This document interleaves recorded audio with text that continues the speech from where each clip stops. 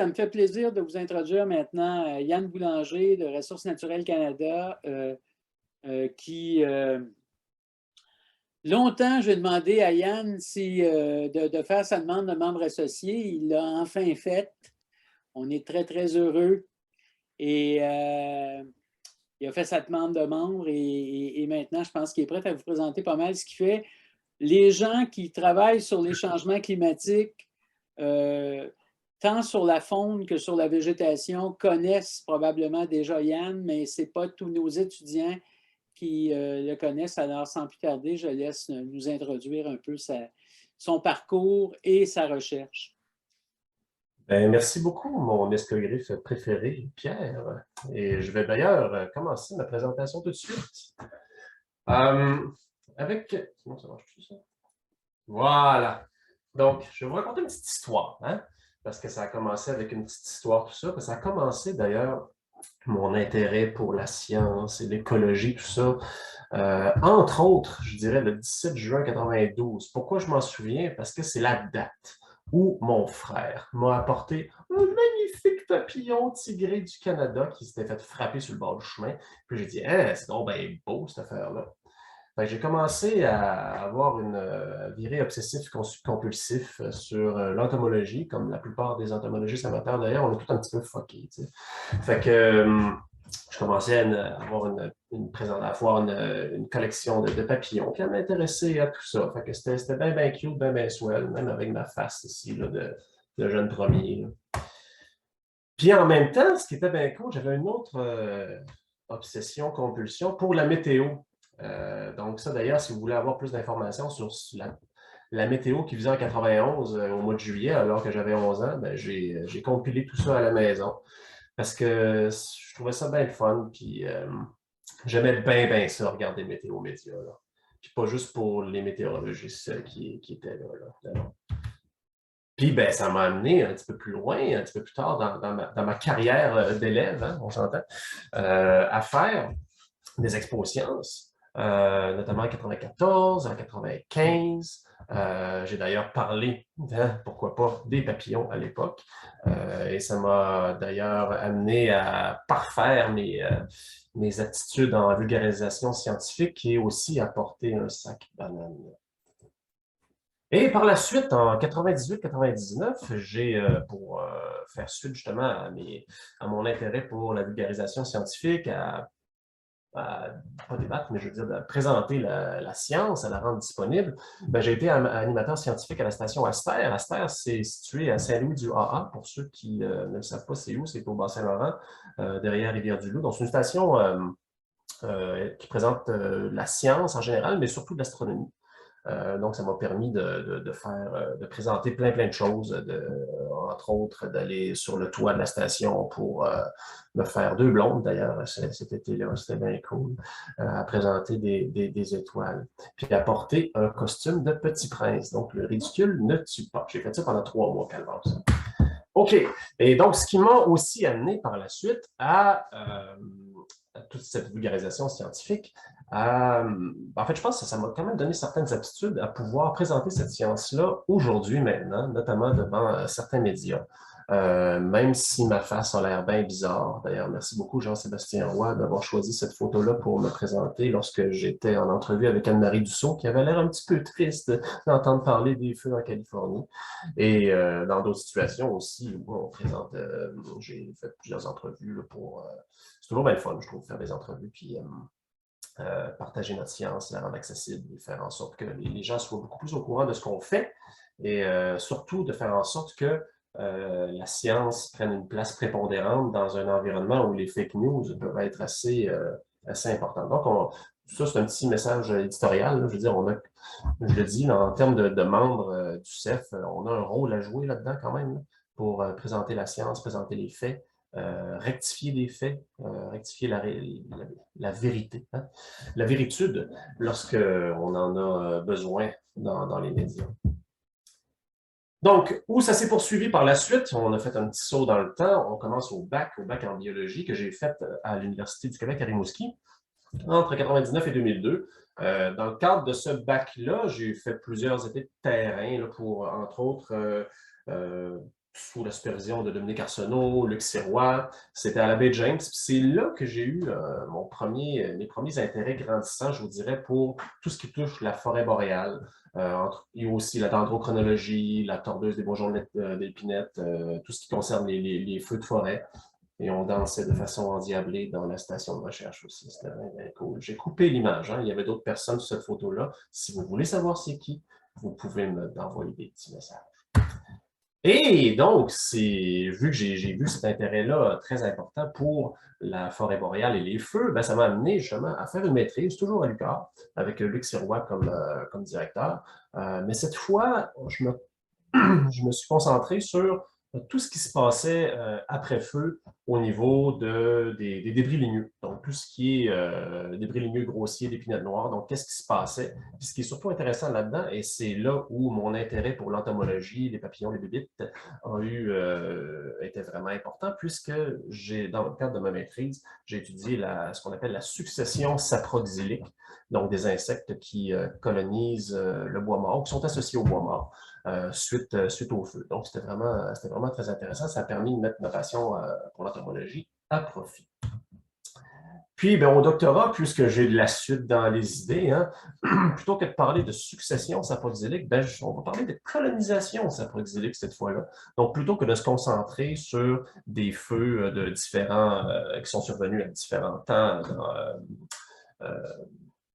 différents temps depuis feu, ben, je me suis concentré essentiellement sur ce qui se passait tout de suite après feu. Donc, l'année même du feu, et non, je n'ai pas mis le feu à la forêt, même si franchement, ça faisait mon affaire en tabarouette, parce que je suis arrivé sur les feux quelques heures suite au passage du feu. On a installé des pièges et on a pu, entre autres, caractériser tout ce qui se passe tout de suite, ben, en fait, tout ce qui se passe, comment les insectes colonisaient les débris ligneux tout de suite après feu. Chose qui était vraiment très intéressante à faire dans ce cas-là. Ça, d'ailleurs, c'est ce que j'ai fait au doc. Il y avait une autre partie de mon doc aussi qui se concentrait sur la décomposition de ces débris ligneux-là dans un feu qui était un petit peu plus âgé. Mais donc, je trouve ça vraiment le fun. Puis c'est entre autres d'ailleurs là qu'est né DJ Météo lors des parties endiablées à l'UQAR, notamment. C'était vraiment très, très drôle. Loin de moi l'idée de me considérer comme étant un DJ, là. C'est pas ça pendant tout, là. C'était vraiment plus pour faire de la musique, faire un petit coucou au fait que c'est bien cool de faire des parties aussi quand tu es au doc à la maîtrise et on peut transposer ça ensuite sur son lieu de travail. Ça, c'est cool aussi. Entre-temps aussi, parce que le doc, ça ne paye pas full. Puis des fois, tu as de la misère à arriver, surtout quand tu viens de t'acheter une maison. J'ai eu un petit sideline pendant un certain temps. En fait, on a créé avec une amie une compagnie de datation de bâtiments ancestraux par dendrochronologie. Donc, la dendro, c'est une science justement qui m'avait intéressé dès le départ là, lorsque j'étais au bac avec Dominique Arsenault. Entre autres, on l'avait utilisé pour dater la maison La Montagne à l'époque à Rimouski-Est. Puis on s'est dit, ben, il y avait quand même un certain intérêt pour ça à travers la province, mais il n'y avait personne qui faisait ça de façon privée. On s'est monté un lab privé, on a daté des maisons, on est allé dans les églises, ramasser du matériel. Sérieusement, c'était vraiment très, très cool.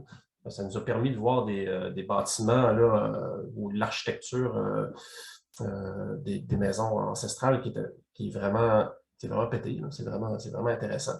Très, très techno quand même pour l'époque, plus qu'on peut y penser.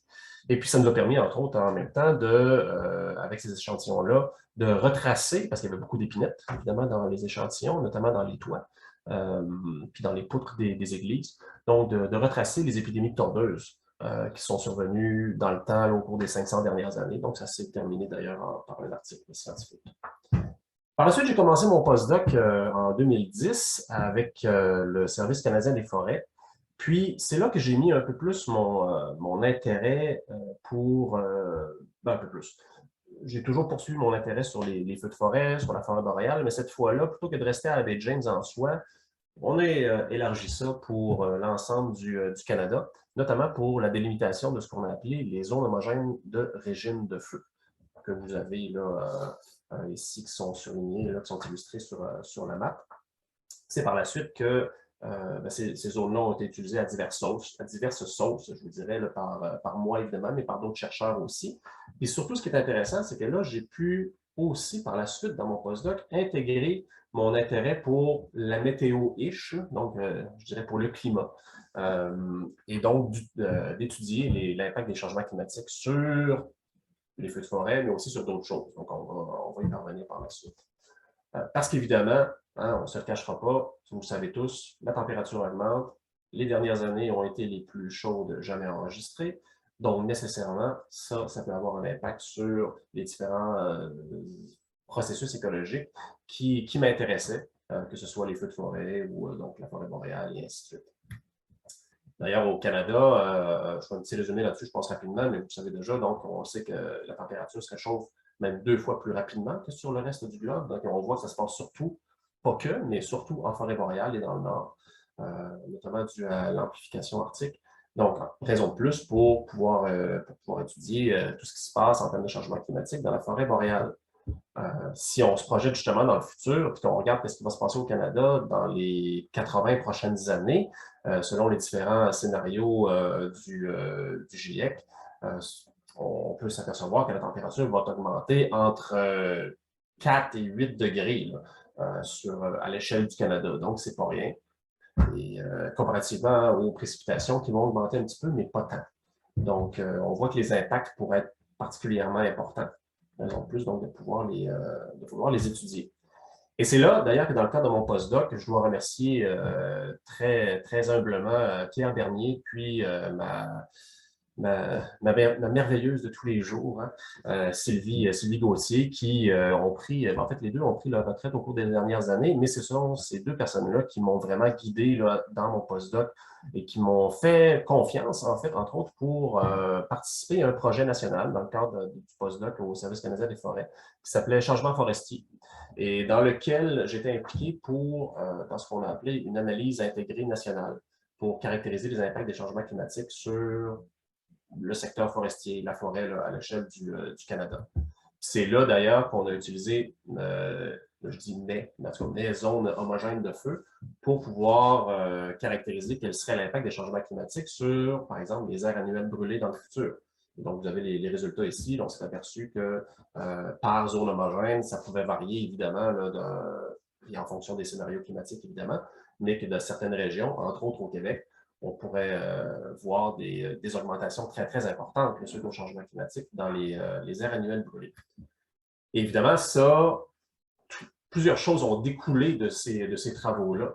Donc, puisqu'on sait que les feux vont augmenter, il va y avoir des impacts donc, qui vont se traduire sur plusieurs autres secteurs de la forêt, entre autres, ou du secteur forestier, entre autres sur notre capacité à maintenir notre taux de récolte dans le futur. Donc, ça, ce sont d'autres projets auxquels j'ai participé, où on a mis en évidence que si on continuait de couper tel qu'on le fait présentement, et qu'on considère les feux dans le futur, il y a plusieurs unités d'aménagement, entre autres au Québec, là, que vous voyez en rouge, qui devraient être très affectés, très vulnérables. On ne serait pas capable, dans le fond, de poursuivre à couper tel qu'on le fait présentement en raison de l'augmentation des feux dans ces unités d'aménagement-là. Donc, ça, c'est quelque chose de très intéressant qu'on a poursuivi. Entre autres aussi, d'autres choses qu'on a fait suite à ces travaux-là, c'était de voir jusqu'à quel point l'augmentation des feux dans le futur allait affecter les communautés, ce qu'on a appelé le Wildland Human Interface. Je ne sais jamais comment on le traduit en français, là. Mais on se rend compte, entre autres, vous avez les différents points des communautés ici au Canada. Vous voyez que les communautés nordiques, notamment en forêt boréale, et notamment, je dirais, plusieurs communautés des Premières Nations, se retrouvent présentement dans des milieux qui sont quand même très exposés à des feux très importants. Et on s'est rendu compte aussi avec nos travaux que ces communautés-là, notamment les communautés des Premières Nations, vont être surexposées à des risques élevés de feu comparativement aux autres communautés.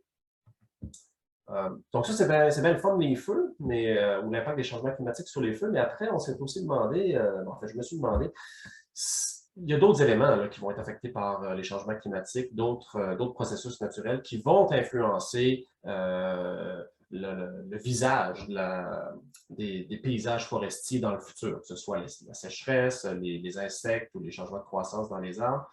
Et on s'est dit, on va mettre ça ensemble puis voir jusqu'à quel point ça va avoir un impact. Donc, c'est un peu ici ça que je voulais montrer ici dans dans le schéma, puis de voir aussi ce qui est important là-dedans, jusqu'à quel point il pourrait y avoir une interaction avec les stratégies sylvicoles qu'on emploie. Donc, évidemment, en fonction des changements climatiques, les effets ne seront pas nécessairement les mêmes selon les différentes stratégies qu'on va adopter. Donc, quel va être le futur, dans le fond, de nos paysages forestiers au Québec lorsqu'on considère tout ça en même temps? Bien, pour ça, j'ai utilisé, et c'est d'ailleurs toujours ce que j'utilise, un modèle de paysage forestier qui s'appelle l'Indice 2, qui permet c'est un modèle spatialement explicite, qui permet de regarder quels sont les impacts des changements climatiques à l'échelle du paysage, à l'échelle, donc sur les perturbations naturelles, par exemple, sur la dispersion des graines, et aussi des impacts à l'échelle du peuplement. Puis avec ça, par exemple, dans le cadre là, c'était un peu la suite de mon postdoc, avec Dominique Cyr, entre autres, on a établi plusieurs régions, dans plusieurs régions d'études au Canada. On a pu voir jusqu'à quel point, lorsqu'on mettait ces éléments-là ensemble, donc perturbation naturelle, changement de la croissance, dispersion des graines, tout ça, opération sylvicole, qu'est-ce que ça pouvait avoir sur la biomasse des différentes espèces. Donc, là, je ne suis pas là pour faire une démonstration scientifique de la chose, mais c'est juste pour dire que, bien, on l'a fait tabarouette, puis c'était bien, bien cool, puis on s'est rendu compte que les impacts sont différents d'une région à l'autre, que ce soit le AM, c'est Atlantic Maritime, Boreal Shield West, Boreal Shield East, and Boreal Plains. C'était différent. Donc, ça, fort de mon expérience en analyse intégrée nationale, entre-temps, je suis devenu chercheur durant cette période-là, en 2013, toujours au Service canadien des forêts. J'ai confirmé en 2014. En fait, 2013, j'étais là de façon déterminée, mais 2014 indéterminée. Et j'ai été amené par la suite, dans le cadre de mon travail, à travailler sur des problématiques, mais plus régionales cette fois-là. Donc, un peu une suite de l'analyse intégrée nationale, mais cette fois de l'analyse intégrée régionale. Donc, régionale, à quelle échelle? Donc, à l'échelle du Québec. On s'est concentré sur des problématiques qui étaient propres au Québec, ou des impacts, ou des vulnérabilités qui seraient plus importantes à l'échelle du Québec. Pourquoi? Parce que c'est surtout là que ça se passe, hein? Tout ce qui est stratégie d'aménagement, tout ce qui est capacité d'adaptation, ça se fait beaucoup à l'échelle locale, à l'échelle régionale. Donc, c'est important de considérer cette échelle-là lorsqu'on fait nos analyses. Puis, dans le cadre de ce projet-là, il y a full de monde qui ont participé. D'ailleurs, je leur suis tous très reconnaissants d'avoir participé à cette analyse-là, qui se poursuit d'ailleurs aujourd'hui, qui se décline en d'autres projets, là, mais ça a permis de faire naître plusieurs projets là, suite à cette analyse intégrée régionale. Là.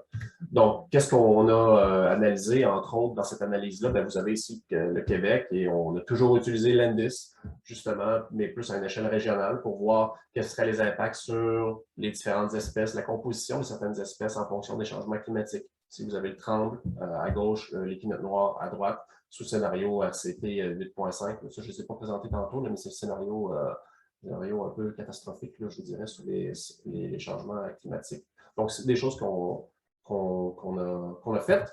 Ça nous a permis aussi de voir jusqu'à quel point la forêt allait changer. On s'est rendu compte que ici, plus c'est orange, jaune, plus la forêt va changer, plus la distance, en fait, plus la différence va être importante. Puis on s'est rendu compte que la forêt boréale va être particulièrement affectée au Québec, moins dans le sud, plus dans le nord. Chose aussi qui était très intéressante suite à ces travaux-là et qu'on poursuit d'ailleurs, c'est que aussitôt qu'on sait comment la forêt va changer, comment la biomasse va changer avec nos différents modèles, on peut voir jusqu'à quel point ça peut avoir un impact sur ce qui va être récolté aussi. Puis là, justement, vu que à travers nos différents travaux, on a vu qu'il y allait avoir des impacts très importants des changements climatiques, mais on s'est rendu compte que dans certaines régions, par exemple, le volume récolté pouvait être réduit de jusqu'à 30 à 40 dans certaines régions. Donc, ça peut avoir un impact très, très important. Je passe rapidement là, parce que je veux juste vous présenter les différents types de projets qu'on a fait avec Annie-Claude, justement, dans le cadre de l'analyse intégrée régionale. Autre chose aussi qu'on peut se permettre de faire lorsqu'on voit comment les paysages changent en forêt, c'est de voir jusqu'à quel point ça va avoir un impact sur les valeurs qui sont chères aux Premières Nations, par exemple. Donc ça, c'était le projet de Annie-Claude de Bellil auquel j'ai participé dans le cadre de cette analyse intégrée régionale-là. Par la suite, on peut aussi voir quel va être l'impact sur le carbone. Donc, d'autres projets que j'ai eus avec Evelyne, Tifo, Lucas, étudiant au DOC, et Gabriel Landry, qui est maintenant à la maîtrise, où on avait différentes parcelles pour le simuler dans le futur, différentes régions. Et on voulait voir quel serait l'impact des changements climatiques sur le bilan de carbone, justement, de ces forêts-là qui voient leur paysage changer. Autre chose aussi qu'on a fait, c'est de voir jusqu'à quel point ça va avoir un impact, ces changements-là, sur les habitats forestiers. Donc, puisqu'on sait comment que la forêt change, l'habitat va changer aussi en même temps. Donc, ça, on l'a fait dans différentes régions du Canada. Si vous avez un exemple pour les différentes espèces d'oiseaux, ou là, par exemple, ça c'était dans le nord-est de l'Alberta, on s'est rendu compte que l'impact des changements climatiques serait important et mènerait, par exemple, à une augmentation des espèces qui sont favorisées, qui sont associées au peuplement décidu ou au peuplement mixte jeune, alors que les espèces qui sont associées au peuplement coniférien âgé, ils mangeraient une claque, par exemple. Ça nous permet aussi, ces analyses-là, de voir jusqu'à quel point, en fait, quelles espèces seraient les plus sensibles au climat, si on en a déterminé quelques-unes. Donc, des espèces qui sont qui peuvent diminuer fortement lorsque le changement climatique est important, suite justement à un changement de leur habitat. On l'a fait aussi pour le caribou, puis ça, c'est fun, c'est politique. Puis moi, ça c'est vraiment cool. Fait que ça, c'est un sujet qui est chaud. Puis justement, nos différentes analyses nous permettent de voir jusqu'à quel point l'habitat du caribou va changer dans le futur. On l'a fait pour le lac Saint-Jean. On s'est rendu compte d'ailleurs qu'il allait avoir des gros impacts des changements climatiques, mais que l'impact des coupes serait encore plus important dans le futur. Donc ça, c'est très important à mentionner. Donc on voit ici que c'est important de mettre les coupes et les changements climatiques dans les mêmes analyses pour voir jusqu'à quel point lesquels vont avoir un impact le plus important. Dans notre cas, c'était les coupes qui avaient un impact plus important, même sous changement climatique très important. On l'a fait aussi à l'échelle du Québec. Ici, c'est un autre exemple, toujours avec l'INDIS, où on traduit nos sorties de paysages forestiers en habitat du caribou. Puis on voit que dans certaines régions, ça ne bouge pas beaucoup. Dans d'autres, la qualité se maintient de façon très, très importante, notamment dans le nord-est du Québec. Là, je vais terminer aussi avec ça. Ça, c'était la portion que je vous ai présentée rapidement, très rapidement d'ailleurs, je t'ai soufflé, sur tout ce qui concerne l'impact des changements climatiques sur les paysages forestiers. Mais il y a une autre parcelle de moi qui est bien intéressée par autre chose de météo, justement. On revient toujours à météo. Puis, c'est ce qui se passe avec la tordeuse, la tordeuse des bourgeons d'épinettes. Donc, on en a parlé un peu avec Hubert. Ce qu'il faut comprendre, c'est que la tordeuse des bourgeons d'épinettes fait ce qu'on appelle de la dispersion de masse. Dans le fond, la tordeuse part en milliards d'individus au-dessus des parcelles qui sont des peuplements qui sont défoliés pour migrer, entre guillemets, donc se disperser vers d'autres régions. Puis ça a fait ça en tel nombre que c'est visible sur les radars météo. En fait, c'est un de mes collègues à un moment donné qui me dit, suite à une présentation qu'il y avait au CFL, c'est pas moi qui la faisais, c'était Jean-Martin Lucier qui me dit « Hey, tu sais, il y a eu un gros vol à Rimouski, un gros vol. À Rimouski, je pense, le 14-15 juillet 2013, là, il y a eu les gens se sont retrouvés avec plein de tordeuses sur leur balcon. Puis il m'a dit, peut-être qu'on pourrait voir ça avec les radars. Fait que là, tout de suite, quelques minutes après, je m'en vais sur les archives d'Environnement Canada, je regarde le radar, je fais « Hey! » C'est ce que vous voyez là, à gauche en bas. Là. Tout ce qui est bleu, vert, tout ça, c'est pas des nuages. Normalement, on se serait dit, c'est des précipitations, c'est de la pluie, c'est de la neige, mais dans ce cas-là, c'est au mois de juillet, ça aurait été de la pluie, évidemment. Mais non, c'était pas ça. Le ciel était clair. C'était de la tordeuse qui se déplaçait de la côte nord vers la rive sud. Donc, on s'est dit, oh, il y a vraiment quelque chose d'intéressant à faire là. Fait qu'on s'est mis à étudier davantage ces éléments-là pour voir quelles seraient justement les différentes... comment s'est faite la dispersion de ce vol-là en étudiant ce qui s'est passé avec les radars. Tout ça pourquoi? Parce que c'est important de savoir où est-ce qu'elle s'en va, la tordeuse, lorsqu'il y a des épidémies, pour voir où est-ce que la défoliation va se faire les années suivantes, par exemple. Donc ça, c'est un élément que j'apprécie vraiment beaucoup, là, qui a été mis en exergue là, justement par ces travaux-là.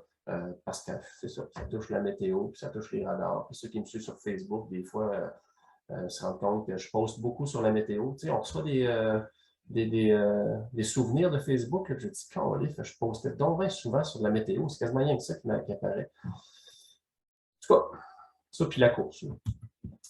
Puis, ce qui est vraiment bien cool aussi avec ça, avec la tondeuse, c'est que là, on se dit, bon, OK, elle se disperse d'une région à l'autre. C'est super intéressant. Sauf qu'on n'a pas d'informations sur leurs caractéristiques. Tout ça, c'est quoi? Si tu des mâles, des femelles, elles portent des œufs ou pas. Fait qu'il faudrait être capable de les capturer. Fait que là, on a élaboré une espèce de procédure où, en fait, on lève dans le ciel ce qu'on appelle un hélicoptère. Vous le voyez ici en haut à gauche. C'est comme un gros ballon sonde gonflé à l'hélium. Puis en dessous, il y a une ligne qui relie ça. C'est une corde là, qui relie ça au troc. Avec un filet. Puis on capture justement les papillons qui se dispersent. Puis ça, là, c'est vraiment. Ça marche. Là. Ça a vraiment marché du feu de Dieu. Là. Notamment, il y a 3 ans, on a capturé du papillon en masse. On a pu justement publier certains articles par rapport à ça. Moi, c'est ce que j'appelle mon terrain bonbon. Là. Pourquoi? Parce que, premièrement, je les aime bien, mes enfants, puis ma famille, c'est vraiment cool. Mais c'est le fun d'avoir 2 semaines, c'est tranquille, où justement, on fait du terrain, surtout de soir et de nuit. Hein, ça se déplace la nuit, ces affaires-là. Fait que durant le jour, tu es bien tranquille, tu es au chalet, ça va bien. Puis le soir, tu t'en vas dans le troc, tu lèves ton ballon dans les airs, tu attends jusqu'à 3 heures du matin. Pendant ce temps-là, tu écoutes du Netflix, tu manges des chips, puis tu vas regarder. Hey, faut poser ça. Hein? Y a-t-il du monde de RN10 qui est là? Mais en tout cas, c'est toujours pour dire que c'est bien, bien fun. Puis j'espère faire ça encore longtemps. C'est bien cool. Puis bon, passer rapidement là, sur les projets qui s'en viennent dans les prochaines années. On veut toujours continuer d'utiliser l'Endis beaucoup dans des perspectives de biodiversité, de voir jusqu'à quel point la configuration des paysages, par exemple, leur connectivité pourrait influencer dans le futur la biodiversité, la fragmentation du territoire, par exemple. Ou encore de voir jusqu'à quel point la diminution de la récolte, du volume récolté, va avoir un impact sur l'économie d'une province au complet. C'est d'ailleurs ce qu'on voit. On a commencé certains projets avec Van Lens et notre étudiant à la maîtrise, Galen, qui étudie justement l'impact des changements climatiques sur le taux de chômage, sur les stumpage price. C'est pas déjà en français, je ne me souviens plus. Mais dans le futur, donc, puisque le volume récolté va changer, ça va avoir un impact sur l'économie d'une province. Donc, ça, on le fait. On l'a fait pour le Nouveau-Brunswick, on va le faire pour le Québec d'ailleurs. D'autres exemples de projets qu'on a aussi avec l'INDIS, c'est de voir jusqu'à quel point les changements climatiques vont avoir un impact sur notre capacité à restaurer les peuplements qui ont été coupés ou qui ont été touchés par des opérations minières. Dans ce cas-là ici, les sables bitumineux en Alberta. Ou d'autres impacts sur jusqu'à quel point le changement dans les paysages dans le futur va influencer leur flammabilité, par exemple, et jusqu'à quel point ça pourrait influencer le risque à certaines structures qui sont là, comme des lignes à haute tension. C'est d'ailleurs ce qu'on étudie avec Denise. Puis je finirai donc avec ça. On est présentement donc toujours sur les feux de forêt. On a des projets avec l'UQAM, avec Philippe Gachon, entre autres, afin de mieux prévoir dans le futur quels seront pas prévoir dans le futur, mais de prévoir à court, moyen et long terme quels seront les éléments importants qui influencent le risque de feu. Et donc, pour mieux prévoir les opérations aussi dans le futur, dans un futur approché. Donc, les prévisions météo à moyen et long terme, donc on parle de 2 semaines à 1 mois et plus. Donc, ça, c'est des choses qui m'intéressent particulièrement. Puis donc, je finis là-dessus.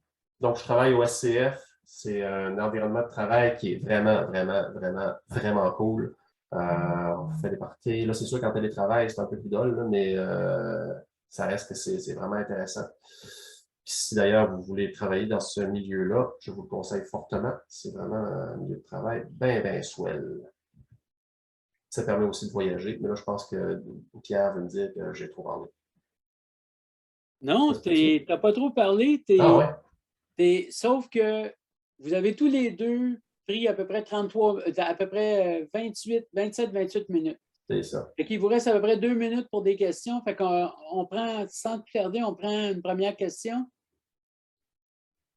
Merci, Yann. Ça C'était m'a fait excellent. plaisir. Bon, Élise t'applaudit. Est-ce qu'il y a quelqu'un qui a une question à poser?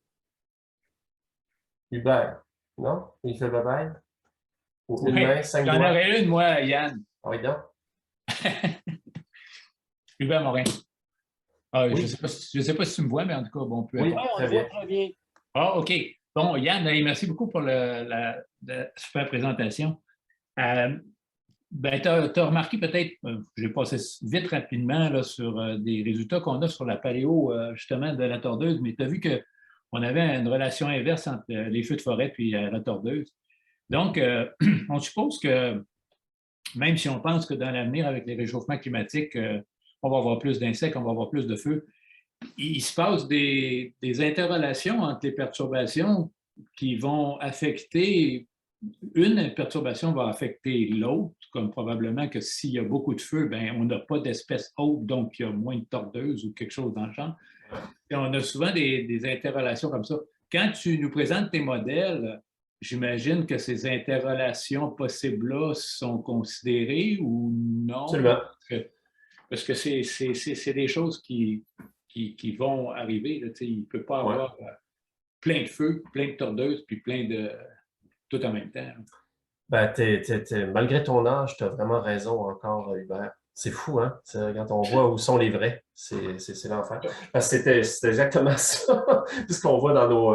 on essaye de les intégrer le plus possible, là, ces interactions-là dans nos modèles. Puis on le voit, par exemple, dans le futur, vu qu'il y a vraiment l'augmentation des feux, justement, la forêt change, beaucoup plus de peupliers faux-trembles, par exemple, dans certaines régions, beaucoup moins de sapins. Bon, on voit que le paysage devient de moins en moins vulnérable à la tordeuse. Fait que dans nos modèles, vu que la tordeuse est beaucoup fonction de la composition du paysage, donc de sa vulnérabilité, mais la tordeuse, elle chute vraiment là, dans le futur, en même temps que les feux pètent des scores. Là.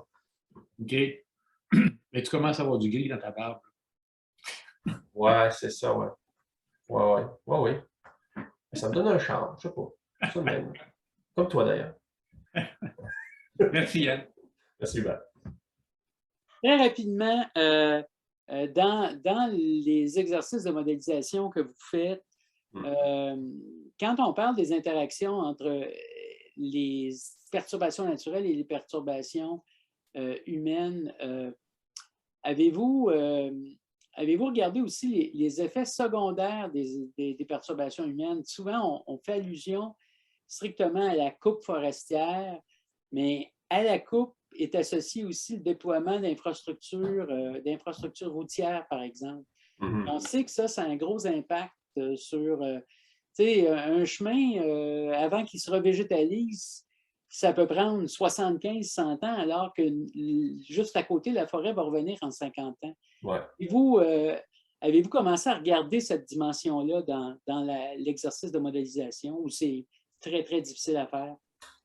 C'est une bonne question, justement. On a commencé à le faire. D'ailleurs, j'aimerais souligner, je ne sais pas s'il est là, Clément Hardy, qui a développé une extension dans l'Endis qui permet justement de déployer un réseau routier suite dans un environnement de changement climatique et que la forêt change.